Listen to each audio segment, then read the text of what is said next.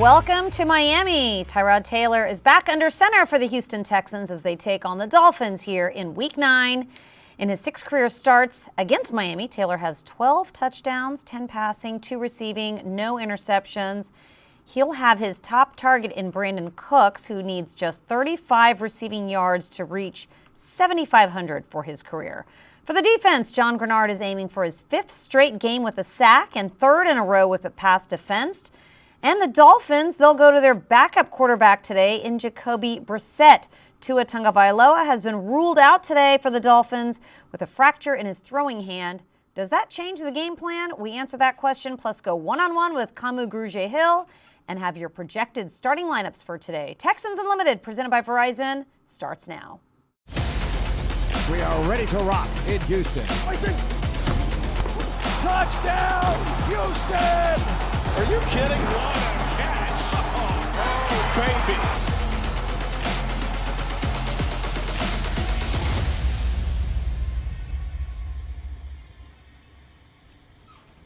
Welcome into Texans Unlimited, presented by Verizon. It's Week 9. We've got lots of quarterback news and changes to get into as the Texans are warming up there at Hard Rock Stadium in Miami, looking for a win. Both of these teams, they haven't won since Week 1. I welcome in Drew Doherty. We've got lots of news and starting lineup changes to get to. Drew. Yeah. The big news is obviously Tyrod Taylor. He's back, and he has been a big lift psychologically for this team all week long. They're excited. That's no knock on Davis Mills, but they know what they got in Tyrod Taylor. And the last time he suited up for these guys, they were playing great football. In 6 quarters, 3 halves, he was money in the bank. He was completing better than 70% of his passes. He didn't turn the ball over at all. When he ran very effectively, even got a touchdown on the ground. So they like what they can do when Tyrod Taylor's in the game. They want to keep that up against Miami. But Miami's got some quarterback issues of their own, as we're going to get into a little bit later on in this show. Yeah, also Christian Kirksey placed on IR just yesterday, so big loss for this Texans defense. But let's get into some of your quick hits of the week. Tyrod Taylor is back as the starting quarterback for the Texans. He was out. He missed 6 games with a hamstring injury. Taylor was asked about what the conversation was like during his timeout and what it's like to be back. Well, I mean, obviously I was on IR for 3 weeks, so we knew for 3 weeks I wasn't coming back. Initially, the injury was anywhere between a 4 to 6 week window, and hamstrings are tricky. Typically, you feel good mentally before you actually feel better physically. So you try to test it. You do as much as you can, but at the same time, you also have to listen to your body, and you don't want to put yourself at a bigger risk coming back too early. So yeah, a bunch of praying, a bunch of training just to get back to this point. And running back Rex Burkhead, who scored his first touchdown as a Texan last week, says that Taylor's return is going to open up things for both the run game and the passing game with his return today. Yeah, it's huge. It helps open up other things for us. They got concentrated on him, taking off and running with the ball. And so when you have that, it usually, helps out other things. It can be in the passing game as well. But, of course, as running backs, we love that because, the focus isn't always on us in the run games. It kind of goes to him and his ability to make people miss, where that may be a pass, dropping back, scrambling, or, of course, in the RPO zone regain. Over the course of this season, Justin Reed says that the Texans' mentality has not changed. They've been looking to get a win every single week, but Tyrod Taylor's return definitely gives a boost to the locker room. The mentality's got to be the same, man. I always believe you got to be the same guy regardless if you're on a 7-game winning streak or a 7-game losing streak, and that's just focusing at the task at hand. And the task at hand right now is the Miami Dolphins. Like I said, Tyrod coming back this week has been a great breath of fresh air. And you can feel that electricity kind of running through the team. And we're just going to go. We're going to play football. We're going to play with our fundamentals, and we're going to get it right. We're going to try and get a win. All right, that was Justin Reed talking about this Texans defense, which will be without Christian Kirksey today. So that changes things up for the starting lineups, which we'll get to a little bit later on. But first, let's get to today's inactives against Miami. Yeah, you bring up Kirksey. He's not inactive because he's been placed on injured reserve. So here are the guys who won't be suiting up today. You've got no Hardy Nickerson, then no Pharaoh Brown at tight end. The team just signed a guy in Eric Wilson earlier in this week. He's not going to go today, but last year he had over 120 tackles. He was a tackling machine elsewhere in the NFL. So look for him eventually to slide on in and start making an impact, perhaps on special teams, maybe even on this defense while he gets his feet wet and learns things here defensively. And then no Jeff Driscoll. Tyrod Taylor's your starter. That means Davis Mills goes back to the backup. Driscoll had been activated over the last 5-6 weeks on game day because Tyrod Taylor was out. And, of course, Deshaun Watson not going to go. And you see some of those other names as well. But those are the big ones. And the Texans are looking for their 9th win in 10 games against the Dolphins. They have been remarkably successful against Miami in their franchise's history. They've never lost at NRG Stadium to the Fins. They've only lost once, and that was in 2015. That was the last time they were there. So they have been very, very successful over the course of, the time that this franchise has existed, and they want that to continue today. Jacoby Brissett is going to start, like you mentioned earlier, for Tua Tagovailoa. Tua Tagovailoa. I butchered that name, and I apologize to the Tagovailoas. But, yeah, you see Tremont Smith there. He's going to get tested today.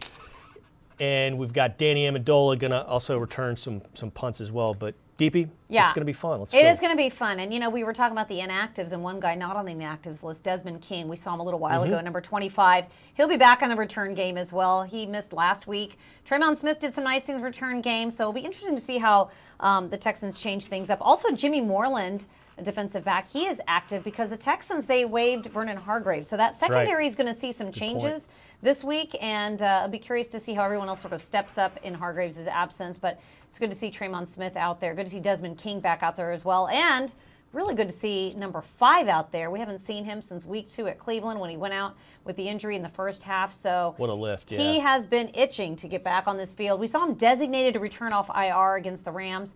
Did not return off IR. So every single week we've been sort of on Tyrod Taylor watch.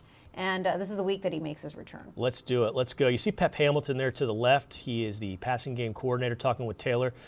Taking some snaps out of the shotgun, throwing to the right side, getting loose as we're about an hour away from kickoff. Davis Mills also loosening up as well as Taylor returns, and it's been the first time since basically the first half of week 2. And we got questions from all over the place, and that's why we're here. We want to answer your questions. We got Joe from the UK, our good pal, the German Texan, Stephen Conroe, Tommy in Southwest Houston, amongst those who are checking us out this morning. And it's always fun hearing from all over the world, all over Houston, because Texans fans are everywhere, right? That's right. And let's get into some of your questions. I'm sure there's going to be a lot of Tyrod Taylor-related questions, and no disappointment. German Texan says, what do you expect for Nico Collins today? Do you think he will get a touchdown?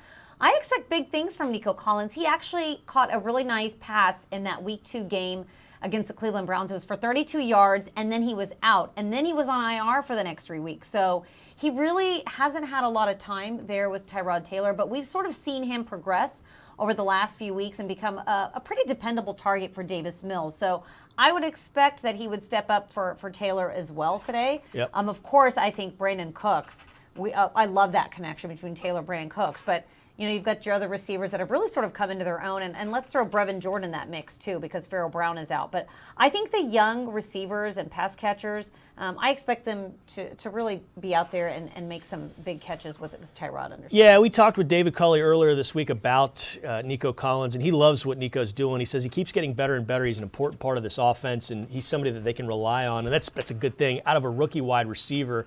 And yeah, do you think he can get a TD today? He sure can. He doesn't have one yet. That's kind of one of the things he's missing so far as a pro. But he's having a solid rookie campaign and is very, very promising because at worst it looks like he's a number 2 or a 3 wide receiver who could be that way for a long time. And his ceiling is a little bit higher. He could be more than that. So I think, yes, German Texan, he could get a touchdown today. Let's see how this offense operates with Tyrod Taylor under the helm. And Logan wants to know, what do you expect from the passing game? You brought up Brandon Cooks. Doesn't matter who's throwing. Brandon Cooks is catching. I mean, we've seen that just in his time here as a Texan. He's caught passes from 3 different quarterbacks so far, and he's performed for each one. Now, the better the quarterback, the better he's going to be because we saw that with Tom Brady when he was in New England, Drew Brees when he was a Saint, and then he did a nice job in Los Angeles with the Rams in 2 years catching passes from Jared Goff. But you see him haul one in there, and yeah, Cooks can go off. Let's see what he's got. Leads this team in just about every single significant receiving category statistic. So, yeah, let's go Brandon Cooks, Stevie. I mean, he just makes it look that easy, just like there in warm-ups. I mean, it just looks so effortless from him. He caught a touchdown last week, caught a touchdown in week 1 as well. You would think he'd have more targets, but this offense has sort of struggled with the quarterback issues. Or sorry, week 2 against the Browns, when he actually caught Davis Mills' first career touchdown in the second half. He actually told a story about how he saw a route that he was running earlier in the game, and then he wanted to go to it again when they were in the red zone, and then we all know the rest is history. Davis Mills ends up throwing a touchdown to Cook. So valuable for a rookie quarterback. But to have Tyrod Taylor out there, they really had such a great chemistry in training camp. I think I'm the most excited for Brandon Cooks having Tyrod Taylor out there because he is solid. He's dependable no matter who's throwing him the ball. He's really stepped up for this team. And like I mentioned in the intro, 7,500 receiving yards. He's only 35 yards away from that. So really cool to see guys like that pass those sort of milestones. Yeah, that mark probably falls today, the 7,500 for sure. Yeah, and I would imagine early as well. YouTube fan wants to know, do you think we can force turnovers on defense? Well, yes. Lovie Smith certainly hopes so. That's something that this defense why? Needs to do to really turn things around. Why? The Dolphins are bad at football. Like, they're a 1-7 team. They're -4 in turnover differential, just like the Texans. They turn the ball over and they don't get many takeaways of their own. So yes, they can get turnovers, they can get takeaways today, the Texans defense.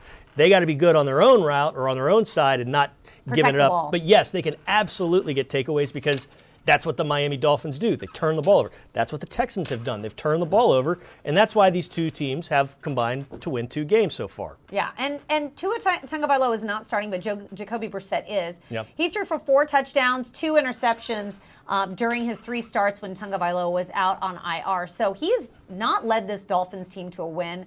I know that Jacoby Brissett in the past, when he's been with various other teams, killed has the been Texans. Texans killer. Yeah. But the Texans did beat him back in 2019 on a Thursday night game. So important to note about Jacoby Brissett. In every game that he's played the bulk of the snaps, I mean, this season has been sandwiched with his first game and his last game that he's played. He's only taken like a few snaps, but in the other 3 or 4 that he actually was playing significantly, he got sacked multiple times. So when that happens, you've got a chance to dislodge the ball. You've got a chance to force an errant throw. So if you can get after him, because this offensive line for the Dolphins has been tested, you've got a chance.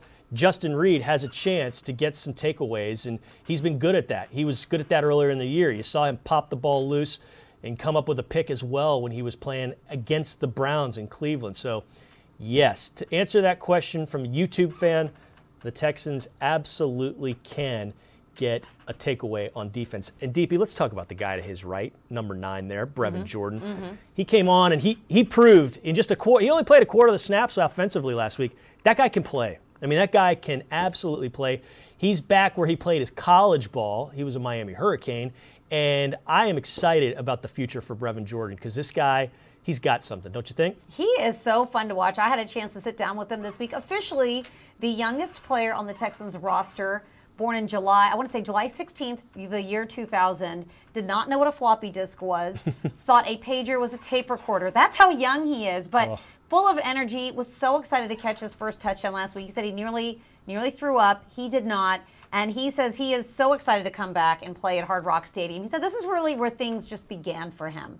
He played his 3 years for the Hurricanes. He is so excited to return to the place where he got his collegiate 3 years. And he is somebody that, I think the ceiling is very high for him. We saw him do a lot of things in training camp, but then, just wasn't active for a lot of games. He just didn't get the opportunity. Now he's getting his opportunity. With Pharaoh Brown out, I expect that to not change. And we were talking about Justin Reed there, who's to his right. He actually got a pick against the Dolphins in 2018. Sure did. So I know he's hoping that he can get another one here today. That was a wacky game because that 2018 game you're bringing up, that was a Thursday nighter. That was here inside NRG Stadium. In addition to him getting that pick, on the other side, a guy named Danny Amendola for the Dolphins threw a touchdown pass. Now he's with the Texans. So all sorts of fun little connections there.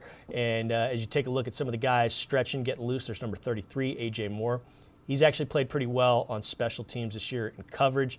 Anthony Auclair, 83, the tight end next to Akins, the other tight end.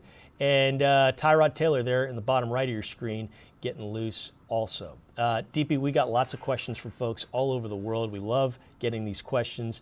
We have one from Steve saying, how's it going to affect the team learning they're playing against Brissett and not Tua today? It's a great question. I mean, we won't see it until after the snaps start happening, but I do think they realize, hey, this guy's a veteran. He's been around, and while he's not, maybe lit it up, he's still very capable and can do some damage. And there's guys that have played against him, played with him over the course of this season that, they know Jacoby Brissett can hang tough and play some good football. Yeah, one of those guys that has played alongside them, Kamu Grugier-Hill. He was with the Dolphins just last year, doing some nice things for the Texans, 7 starts.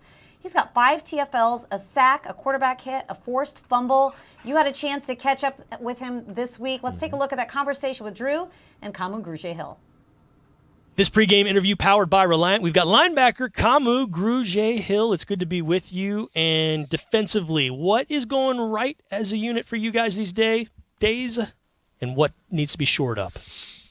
I think every game we've kind of had, our moments where we're like, we could be really solid defense, and then, towards the end of some games we just haven't put it all together. So we're looking to do that. Yeah, you're looking to do that. And, Yep. Individually, this has been an interesting season for you. You started 7 games. You've surpassed or about to surpass a lot of your career highs in a lot of the statistical categories. I know you want wins in every game most of all, but individually, what's it been like for you getting this chance? It's been cool. I love the opportunity. I love being part of this defense, being part of, Lovie Smith's whole, defense and his scheme. So I'm loving it right now, but it means nothing without the win. So we're trying to get that going. What's it like facing a team you used to be a part of? You were a part of the Patriots, and you played them last week. You didn't get to play in games with the Patriots, but still, you were a part of that organization for a little bit. Now you're playing the Dolphins. What do you think it's going to be like? What are the emotions? What are the thoughts going to be? Yeah, I don't get too wrapped up into that. It's whatever. I'm in it enough now. I know the business. I know how it works, and honestly, I had a bunch of friends. I think like 6 or 7, like of really close friends that play for Arizona. So that was a fun game for me. But it's going to be similar. I know a lot of the guys on Miami. I'm close with a lot of guys there. So in that aspect, I feel it'll be the same. Now diving into this game, before we get into defensive stuff, I know you play on the other side of the ball, but the news that Tyrod Taylor is back in the lineup, what's that do for you guys? What's that do as a team for you guys in the psyche? I mean, it's exciting, when Tyrod's in there, he can do things that a lot of guys in the league can't do. Sure. Not just on our team, but there's different quarterbacks around the league that can't even do what he does. So he definitely brings a new dynamic to the team, and we're all excited for it. And I think we're. It feels weird because we're at 1-7, but going into this week, we kind of have some pieces back, and we feel pretty confident. Like the energy we have, you wouldn't think we're 1-7 with the energy we have in the room right now. It's understandable though, considering the way you guys played when he was playing, and that's no knock on Davis Mills at all. No, not at all. But that's just it's natural to believe you when you say that. So let's talk about that Dolphins offense. Tua Tagovailoa is the quarterback. What do you think about him? What challenges does he present for you guys as a defense? Yeah, Tua he's an accurate quarterback. He's just in itself, playing a left-handed quarterback is different. But he can do some things. He extends plays. The play's never over with him. You think he's sacked 1 second and then he's throwing it out to Devontae on another. So it's gonna be a challenge for us for sure. We gotta make the game one-dimensional and just have him try and beat us. A lot of focus is on the receivers, Jalen Waddle, Devontae Parker, and Will Fuller if he were to actually play. But the tight end is pretty darn good, isn't he? Gesicki, what do you think of him? Yeah. It's funny. Me and him had a couple battles last training camp, and it's gonna be fun. He's a hell of a player. The guy can catch anything. If the ball's in his area, he's gonna come down with it a lot of times. So definitely got a guy to stop. What do you make of their run game? Good. I think they do a good job. They have some explosive running backs. Both Miles and Sav can flat out run, and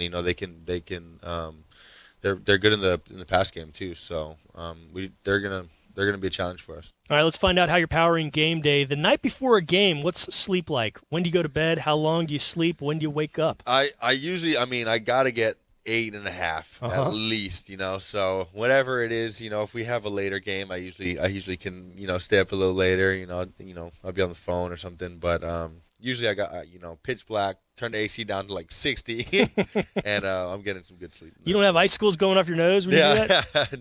No. It was an adjustment, but I definitely sleep better when it's freezing. Fair enough. And then what are you eating before a game?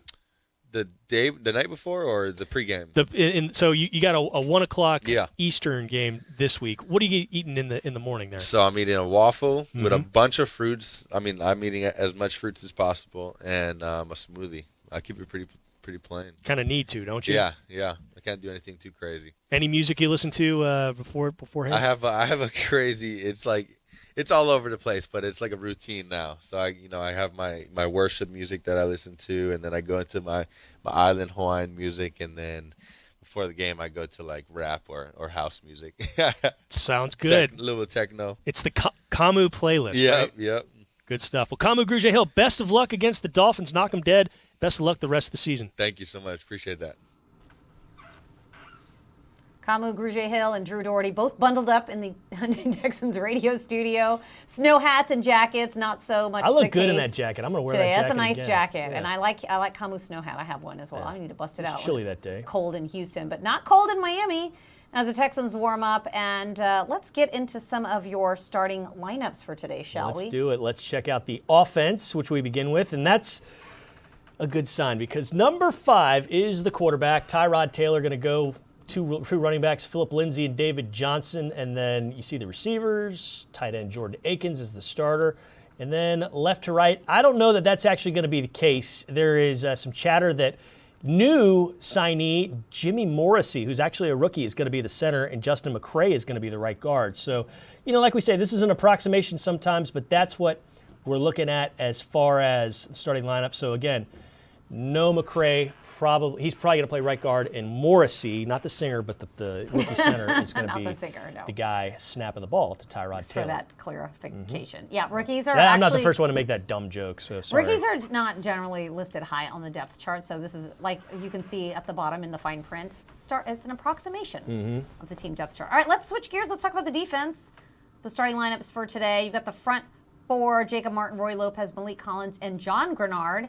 And then we saw Kamu Grugier-Hill a little bit earlier. Neville Hewitt steps in for Christian Kirksey along with Zach Cunningham. And I would imagine that Hewitt would be the one wearing the green dot and be the Mike linebacker because we heard about it last week when Kirksey was wearing the club. Desmond King, Terrence Mitchell, starting cornerbacks. We've got obviously no Vernon Hargraves anymore. Justin Reed and Lonnie Johnson there at safety. Those are your approximated starting lineups for defense. Let's talk about this linebackers group a little bit more, though. We mentioned Kirksey on IR. I know a lot of people want to know how that really changes things, and I think the big change is going to be who is going to be calling plays there because Kirksey really was the quarterback of that defense with wearing the mic and telling the plays there to everyone else in the defense. And Lovie Smith talked about this a few weeks ago. There's a few different guys that could wear that mic and wear the green dot.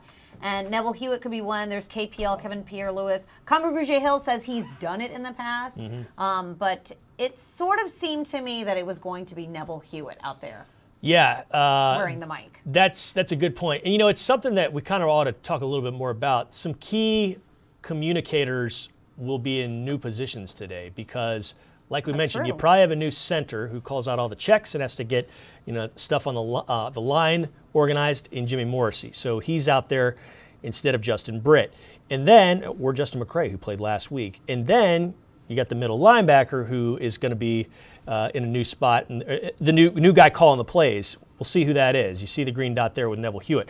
Plus, Tyrod Taylor is back for the first time since mid-September. So there might be some rockiness in regards to communication today. So that's something to keep in mind, keep an eye on, and you hope it doesn't hurt the Texans too much. Yeah, you see the green dot there as we're speaking and breathing. And there's Miles Smith, Lovie Smith's son, linebackers coach, giving him a few words there as the players continue to warm up. Zach Cunningham, really, we need to see him sort of step up today against this Miami team. We saw him doing some good things in the fourth quarter against the Rams last week. And, this linebackers group, they've got a big challenge ahead of them as they sort of look to turn things around. And there's so many injuries in the defense. But it doesn't seem to matter because injuries are on both sides of the ball. With That's right. Tunga Vailoa out for the Dolphins today. So no doubt. Let's get into a few more of your questions. We got a lot of connections in this game we got to talk about, too, because the big one that everyone points to is Laramie Tunsil. He got traded from the Dolphins to the Texans right before the 2019 started. He's not going to go today, obviously. He's on injured reserve. And there's a lot of other players that are former Dolphins that are now on this team. We mentioned Danny Amendola. He played there. Grugier-Hill, also a former Dolphin. And then on the other side, some of our favorites like Brennan Scarlett and Greg Mance. They are now Miami Dolphins when they used to be Houston Texans. You won't see Will Fuller, the explosive touchdown maker, had over 40 touchdowns in his career, and he did that in very limited work against the rest of the NFL. So he's not going to play today either, but there's lots and lots of connections.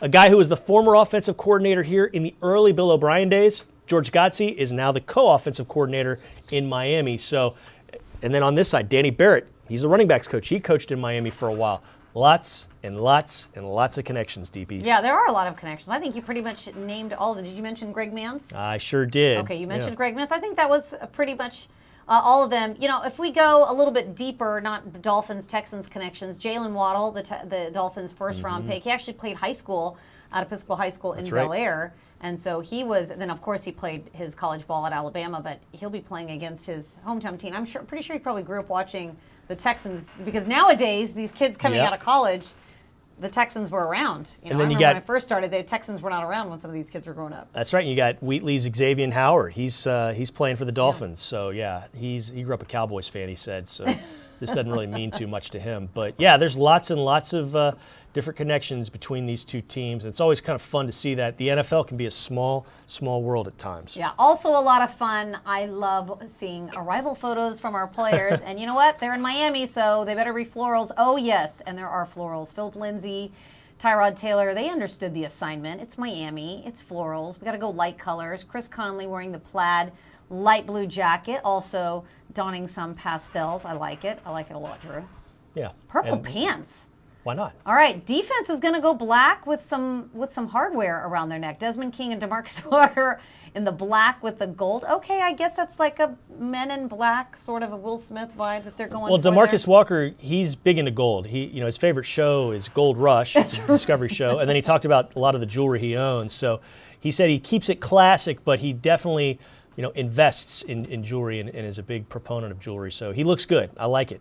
He doesn't wear it during the game, though, and he's kind of amazed by it because he was actually on the sidelines in Denver when Aqib Talib ripped Michael Crabtree's gold chain off when those guys got into it a few years back. So he's like, not for me, man. I'm not going to wear that stuff during the game. Yeah. I don't blame him. I mean, the gold is not cheap. You Could be distracting. You can't be wearing your chains during the game. But you know what? It also adds a little. Some flash. guys do, though. Maybe wear the fake one. Maybe. Maybe that's what you got to do. Put a false one out there. All right, Nico Collins out there warming up. I know we got asked about him a little bit earlier.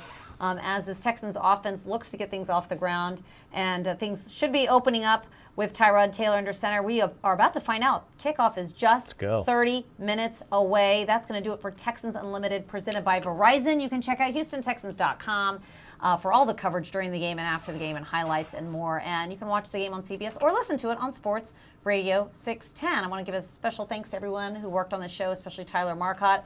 And for all of you watching, Drew Doherty, I'm DP Sidhu. Thanks so much, and have a great game day as always. Go Texans.